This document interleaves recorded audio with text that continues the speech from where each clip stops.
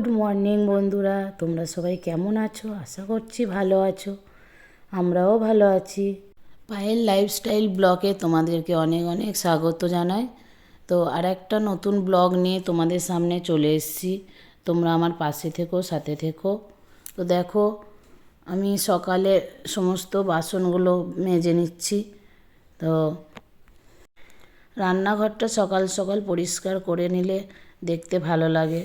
তারপরে আমি রান্নাঘরে নানা রকম কাজ আছে, সেগুলো করতে পারবো। দেখো, রান্নাঘরটা আমার পরিষ্কার করা হয়ে গেছে, বাসনগুলো মেজে নিয়েছি, তারপরে রান্নাঘরটা গ্যাস ফ্যাস মুছে পরিষ্কার করে নিয়েছি। দেখো, আমার ছোট্ট রান্নাঘরটা অনেকটা ছোট, বেশি বড় নয়। এর মধ্যে আমি সুন্দর করে গুছিয়ে সাজিয়ে রাখি। এই হলো আমার রান্নাঘর। দেখো, জানালাতে একটা মানি প্ল্যান্ট গাছ আছে, ওটা অনেক দিন থেকে আছে। তো তারপরে আমি রাজাবাবুর জন্য লেবু জল রেডি করছি। রাজাবাবু প্রতিদিন সকালে উষ্ণ গরম জলে লেবু দিয়ে খায়।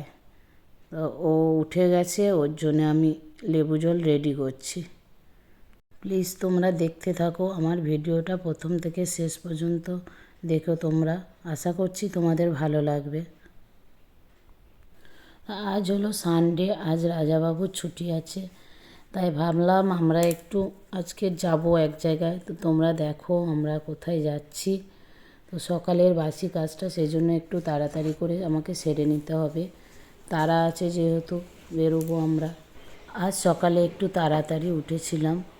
তো এদিকে গোপু সোনা ঘুম থেকে উঠে গেছে, গোপু সোনাকে খেতে দিয়ে দিয়েছি। তারপরে ঘরের কাজগুলো সেরে নিই তাড়াতাড়ি। আমার ঠাকুরের আসনটা কেমন লাগে তোমরা কমেন্ট করে জানিও। তারপরে দেখো, আমি ঘরটা ক্লিন করতে চলে এসেছি।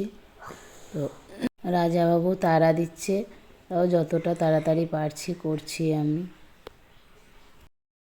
এদিকে দেখো, রনি ঘোরাঘুরি করছে। রনি আজকে তাড়াতাড়ি উঠে গেছে, যেহেতু সানডে, ওর বাবা বাড়িতে আছে। তো ওর খুব মজা, বাপির সঙ্গে ঘুরে বেড়াবে। এই ঘরটা আমি মুছে পরিষ্কার করে নিলাম, তারপরে পাশের রুমে চলে এসেছি। তোমরা দেখতে থাকো বন্ধুরা।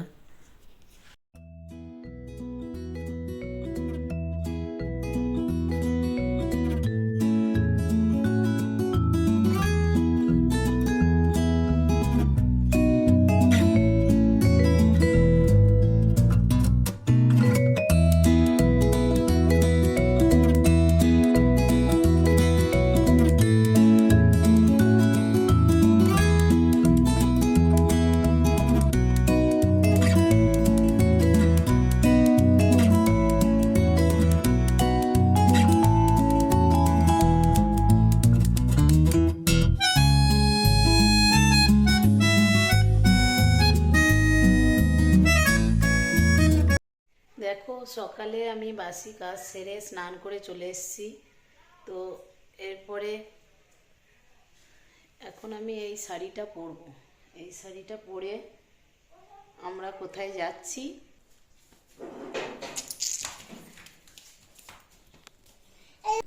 আমি রেডি হয়ে গেছি, আমাকে কেমন লাগছে দেখো তোমরা। এই শাড়িটা পরে, এই শাড়িটা আমি প্রথম পরলাম। চলো, এদিকে দেখো রনি তাড়াতাড়ি করে বাপির গাড়িতে চেপে পড়েছে। আমি যাওয়ার আগেই ও উঠে গেছে গাড়িতে। তো দেখো আমরা কোথায় যাচ্ছি, চলো। এদিকে আমরা চলে এসেছি সর্বমঙ্গলা মায়ের মন্দিরে।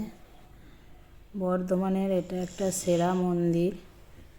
যারা বর্ধমানে থাকে তারা তো জানেই, যারা বর্ধমানের বাইরে থাকে তারা কোনো সময় যদি বর্ধমানে আসে তো এই সর্বমঙ্গলা মায়ের নাম শুনবে। দেখো, মা সর্বমঙ্গলাকে কত সুন্দর করে সাজিয়ে রাখে, তো খুবই ভালো লাগছে। তারপরে আমরা একটু বসলাম, রাজামশাই ফোন দেখছে, বারবার বলার পরে একটু তাকালো। ভিডিও করছি বলে। এদিকে ছেলেটা খেলা করছে, সেজন্য আমরা একটু বসলাম। তারপরে এখানে 3টে শিব মন্দির আছে, 3টে নয় 5টা আছে, পরপর 3টে আছে, ওইদিকে 2টো আছে। তো ওখানে একটু টিপ দিয়ে দিল, একটু স্নান জল নিয়ে নিলাম। তো তোমাদেরকে দেখিয়ে দিই মন্দিরটা ভালো করে।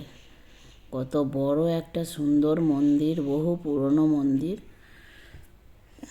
এদিকটা এই আটচালাতে বিয়ে অন্নপ্রাশন যা কিছু হয় এই আটচালাতে হয়। আর এদিকে আর একটা বড় আটচালা আছে, এখানে মায়ের ভোগ খাওয়ানো হয় প্রতিদিন দুপুরে। তো গ্রাম থেকে দূর দূর থেকে মানুষরা এসে এই যে বসে আছে, তা ওরা সকালে এসে মাকে পুজো দিয়ে ভোগ খেয়ে তারপরে বাড়ি যায়। তো দেখো কত সুন্দর একটা মন্দির। তারপরে আমরা চলে এলাম মা কঙ্কালেশ্বরী কালী মন্দিরে। এটা বর্ধমানের কাঞ্চননগরে আছে। এই মাও অনেক বিখ্যাত, সবার মুখে মুখে শুনবে। এখানে মেলা হয় বছরে একবার। তো মেলাটার খুব নাম কাঞ্চন উৎসব। বিভিন্ন টলিউড বলিউড সব নায়ক নায়িকারা এখানে এসে ফাংশান করেন, অনুষ্ঠান করেন। তো দেখো মন্দিরটা আমি দেখিয়ে দিচ্ছি, চারিদিকটা কত ভালো, কত সুন্দর। অনেকটা এরিয়া নিয়ে এই মন্দিরটা আছে।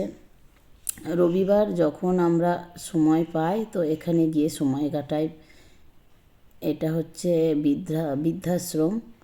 তো এখানে বিনা পয়সায় সব বয়স্ক মানুষদের রাখেন। খুবই সুন্দর একটা জায়গা। তারপরে আমরা কঙ্কালেশ্বরী কালী মন্দিরে ভোগ খাচ্ছি।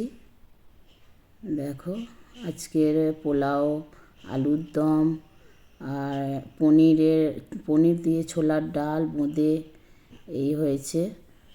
আমরা সব এখানে ভোগ টোগ খেয়ে বাইরেটা এলাম। তো এই হচ্ছে আমাদের ফ্যামিলিতে আমরা 6জন থাকি। তারপরে চলে এলাম ননদের বাড়িতে। দিদি ওদিকে রান্না করছে, আজ হবে লুচি আর চিকেন। তো ভিডিওটা আমি এই পর্যন্ত শেষ করছি। তোমরা ভালো থেকো, টাটা।